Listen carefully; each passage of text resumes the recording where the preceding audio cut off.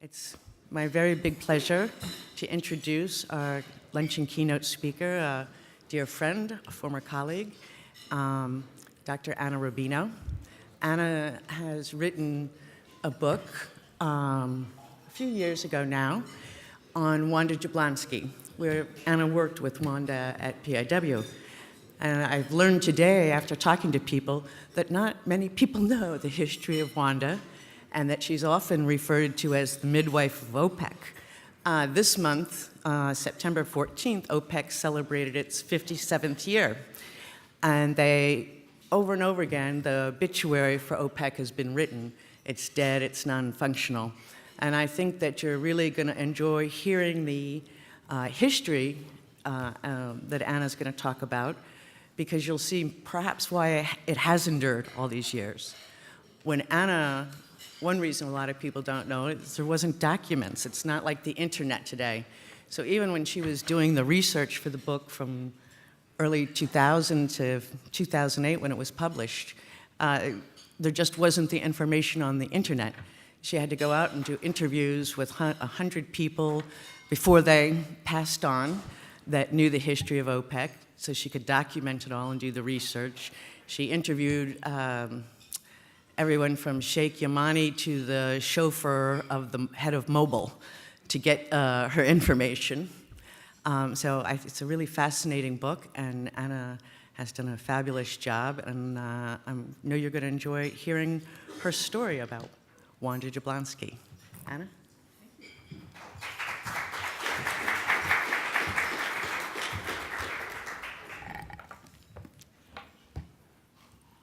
Thank you, Diane. Appreciate your introduction here, and thank you, Ambassador Weba, and all of the distinguished guests here. I really am delighted to be able to speak with you today and to tell you here a little bit about Wanda Jablonski and this biography that I've written. So some of you here may actually have known Wanda, but for most of you, Wanda Jablonski is probably the most influential journalist you've never heard of. When I met her in the 1980s, she was a chain-smoking, temperamental, miserly, downright difficult person. She also happened to be my boss. In my first job as a reporter, I worked for Wanda. She was this legendary founder and publisher of Petroleum Intelligence Weekly. She had started this publication in 1961, in the days when news came in by telex and telegram. Reporters worked on manual typewriters, and women certainly didn't start publications of their own. Her paper, PIW, quickly became known as the Bible of the oil world for two reasons. It was printed on this very fine Bible paper, so it could be airmailed. And second, it was a must-read for anyone who needed to know what was going on in the oil world. Oilmen and OPEC officials all feared and needed her intelligence. As one oil man said to me, think of Wanda in her prime as the internet of our world. So as I say, I worked for Wanda for nearly 4 years as a young reporter. I even traveled at one point with her to Mexico. And on that trip and in the newsroom, I heard some of her stories about her adventures in the Middle East in the 1950s and 60s. I heard, for example, about how she got deported from Iran in 1954 because they thought she was a spy. And so the story went, and I even got some documentation. The Iranians took her by boat across the Shatt al-Arab waterway, dropped her off just off the coast of Basra, and then there's a good story of how she ends up not in jail. I also heard about how she was the first woman to interview King Saud in 1957. She interviewed him in his harem, which of course sounded very exotic, but as you know, this was simply the women's quarters. It was the only place where the king could meet a woman. But it wasn't until after Wanda died in 1992 that I'd read some of the things that she wrote in the 1950s and realized that she needed to have her story told. So I first wrote about Wanda Jablonski for a PhD dissertation for Yale University. And for that work, I set out to investigate this legendary figure to determine and document how this individual was so influential, and therefore assess her significance in history. My book, Queen of the Oil Club, though, is a biography written for a general reader, and as well as breaking ground, I think, in terms of Middle East scholarship. What I tried to do was, in the tradition of the wonderful narrative historian Barbara Tuchman, is to write the life of an engaging but relatively unknown historical figure as a way to shed light on a period of history that's actually not that well known: the rise of oil nationalism and the emergence of OPEC. And besides, Wanda certainly makes for a good story. She was the most powerful woman in the international oil world for 4 decades, not because she owned an oil company or inherited a newspaper, but because of how she reported on this wealthy and secretive industry. And it's more than just that. It's also the story of a gutsy woman. Can you imagine working for the first 12 years of your career and having to hide your gender by not using your first name? That's what Wanda Jablonski had to do. As a young reporter in the 1940s and 1950s in New York, she was known as W.M. Jablonski because at that time, any female byline on an economic story would, quote unquote, hold no credibility, as an editor of the Washington Post said at the time. But by the mid-1950s, she had become so famous for her scoops and her commentaries that she became widely known simply as Wanda. So that's why I refer to her as Wanda, as opposed to Jablonski. Wanda's story is the story of the power of information. What she did, which no other reporter had done before, was expose and explain the mysteries of the international oil business at mid-century. In the process, she also exposed how the oil club worked. The oil club being the informal fraternity of top executives at major oil companies: Exxon, Mobil, BP, Shell, Chevron. Wanda was also known as the Midwife of Opec because of how she contributed to the founding in 1960 of this oil club that was created to counter the Oil Men's Club. So Wanda left her mark on 3 very masculine worlds: the oil world, the Middle East, and business journalism. Now, let me give you a little historical context. In the 1950s, the United States, of course, was the largest producer of oil in the world, but also in the 1950s, the US started importing oil from the Middle East as its demand began to outstrip its own production. And as you know, in the 1940s and 1950s, the major Western oil companies were discovering huge pools of petroleum in places like Saudi Arabia, Kuwait, the Gulf, Iraq. But to get those companies to drill, the countries had ceded all control over the production and price of the oil that was found. And what major oil companies paid in royalties to the producing countries was far less than what the companies were making. In fact, before Iran nationalized its oil industry in 1951, the British government was making more in taxes than Iran was getting in royalties. Countries like Iraq and Iran had long been subject to British colonialism and desperately wanted to exert some control over their oil business. Countries such as Saudi Arabia and the Persian Gulf states, Wanda wrote at the time, had one foot in the 20th century with oil and one still firmly planted in the 7th century. There, even in main cities such as Doha and Qatar, water did not come out of a faucet. it was delivered on the backs of donkeys in goatskin sacks. Today, much of the world's oil is produced by state oil-controlled companies, but back in the 1950s, of course, 98% of world oil production outside the Soviet bloc was controlled by the major oil companies through fixed prices, not the free market. Oil companies liked it that way and wanted to keep it that way, and for a time, they certainly steadily increased the supply of oil at reasonable prices. Now, though I want to give you a tiny bit of snippet of background on Wanda. She was born in 1920 in war-torn Slovakia, the only child of a teacher and a geologist. She grew up all over the world as her father, working for Mobil Oil as a geologist, went from one oil exploration region to another, West Texas, New Zealand, and Egypt. After boarding school in England and then Cornell University in Columbia, New York, Wanda got her first job working as an errand boy for the New York Journal of Commerce, which in those days was the chief rival of the Wall Street Journal.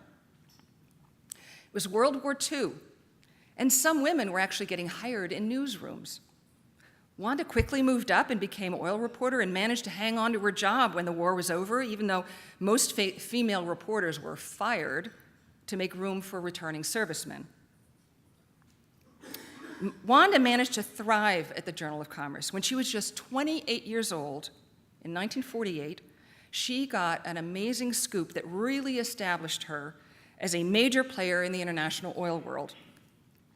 She went to Venezuela at the invitation of the oil minister, Juan Pablo Pérez Alfonso, and through a series of lengthy interviews, she wrote about his startling plans to gradually nationalize Venezuela's oil industry. Her stories out of Caracas were so significant that she was then invited to meet with the entire board of directors of Exxon, of course, at the time, Standard Oil of New Jersey. And as I found in a press release, the part of somebody from Standard Oil of New Jersey, she was only the second woman to ever address the board of Jersey.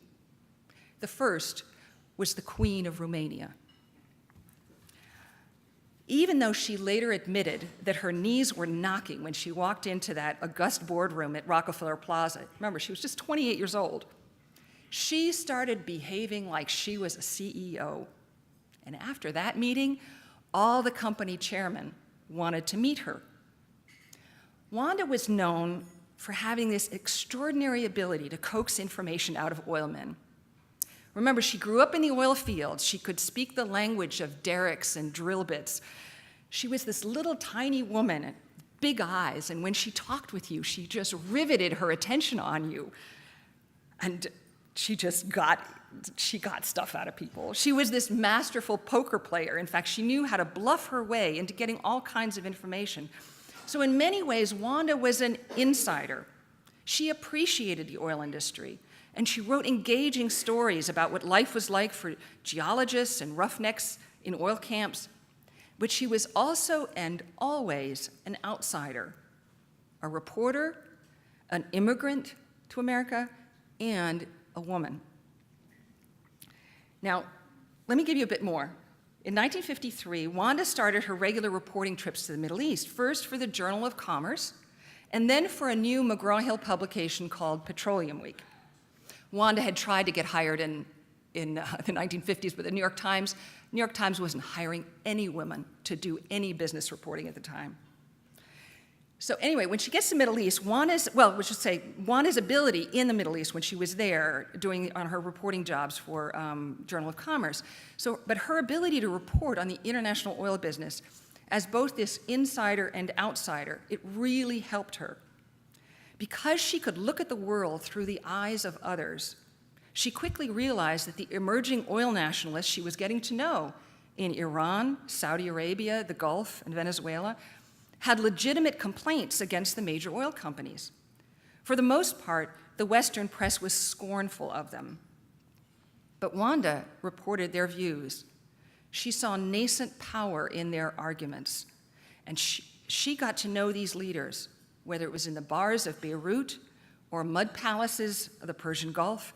She taught these men a lot about the secrets of the international oil trade. And in this way, she gave them the tools to challenge the control of the major oil companies. In 1956, for example, she asked for a visa to the Persian Gulf states, now the UAE, an area better known at the time to Westerners as the Pirate Coast, and she was told she couldn't visit because there were no facilities for ladies. Wanda managed to get there anyway. And I was going to read you just a tiny bit of, well, she interviewed there for the first time Sheikh Shahbut. When she arrives in to meet him, he was awaiting her in his courtyard, the courtyard of his simple mud-walled palace. Quote, this is from Wanda, "In a semicircle stood several of his brothers, plus a dozen or so lesser sheikhs and bodyguards, armed with rifles, pistols, and daggers," Wanda wrote. This sheikh had ruled for 28 years, a remarkable feat given that 10 of the previous 12 rulers of Abu Dhabi had been assassinated. Still, she was taken aback by the array of weaponry. Suddenly, the Hilliards, so she was brought there by the BP representative to this area, and he came, he and his wife and daughter were the only Westerners living there. He was there with his 3-year-old daughter, Deborah, who walked up to Shahbut by herself, reached up to shake his hand, and, quote, piped in a high but firm baby voice, "Salam alaikum." The ruler's impassive face creased with delight as he leaned down to take her hand. Deborah then proceeded to greet each man in the semicircle the same way. Close quote. After that performance, Wanda relaxed. So we have those kinds of stories from her of what it was like at the time. Now, Wanda was not only important for her news stories, but also for her networking. In 1959, at an oil conference in Cairo, Wanda introduced the 2 men who would become the intellectual founders of OPEC: Venezuela's oil minister, Perez Alfonso, and the man who would become Saudi Arabia's first oil minister, Abdullah Tariki. Wanda introduced them, as she'd say, depending on her audience, over Coke or over bourbon. But she'd readily admitted they would have met anyway. But it was what she did privately in tutoring them, educating them about the international oil trade, and the credibility she gave them through her coverage, because they were basically very much ignored by the Western press then. But that's what really prompted people to call her OPEC's midwife. Now, in the following year, in 1960, there were several occasions where I've been able to document how influential Wanda was on the creation of OPEC, both on the timing and on the debate over what OPEC was meant to be. And let me tell you about one of those moments that led to one of her best scoops. It was the summer of 1960. Exxon, so Jersey, had cut the price of oil without warning. It was the second time the major oil companies, the majors, had done that in 1 year. The oil-producing countries, Venezuela, Saudi Arabia, Kuwait, Iraq, Iran, were furious. How could the majors cut the price without even notifying them? It was a real blow to their budgets and to their national pride. So they got together in Baghdad and set up their own organization called OPEC. They didn't invite Wanda. She'd gotten them mad just previous to this point and hadn't invited her. But Wanda, from New York, realized Iran was the reluctant partner. So she got herself to Tehran to interview the Shah. She wanted to write a story about what he really thought about OPEC. Well, the Shah made her wait for 2 weeks for an interview. That didn't go over well. When she was finally ushered into the royal antechamber, she was told she only had 20 minutes.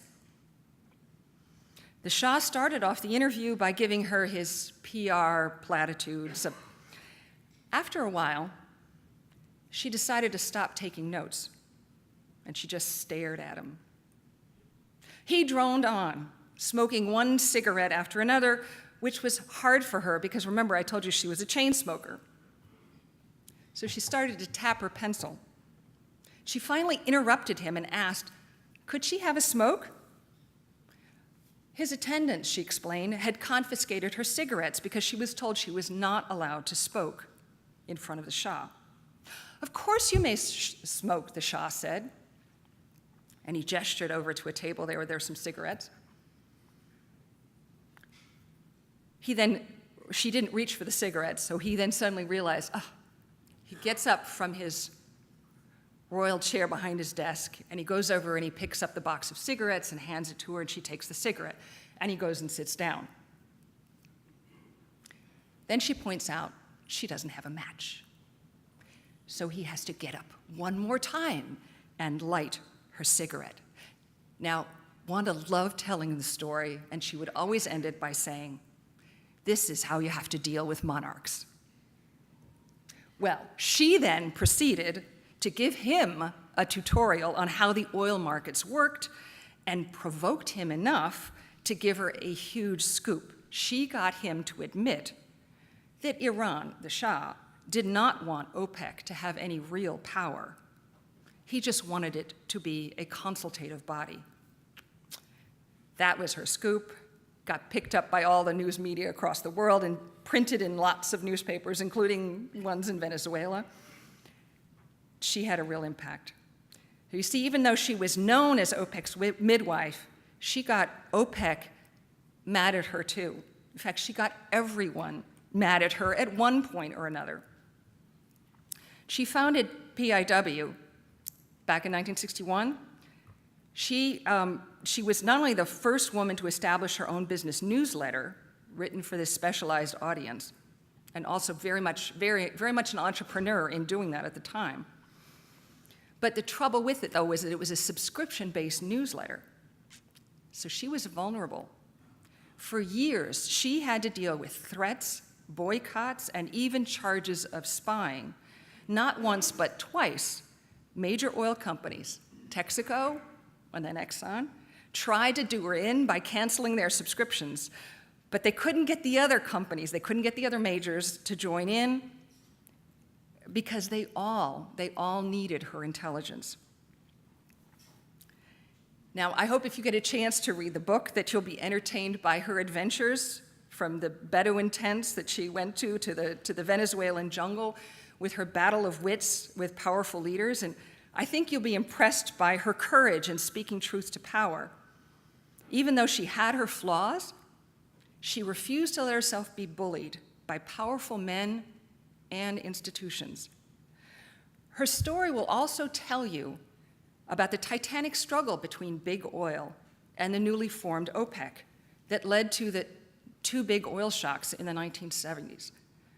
Her story will also give you perspective, I think, on what's happening right now in the oil world. I was going to give you a little bit of backstory, but I'm going to abbreviate that and just tell you that my most important interview, actually, that I got, and I did do an enormous amount of interviewing for this, but my most important one was with Sheikh Yamani. As I said, Saudi Arabia's oil minister for 24 years, who, of course, in the 1970s was the face of OPEC, on the front pages all the time here in the United States. I was actually surprised to be able to get this interview because I was told by a London reporter that I knew that there was no way that he would talk to me in person. But Wanda was such a good friend of Sheikh Yamani that he not only gave me an interview, he talked with me for about 5 hours, and he let me tape record most of it.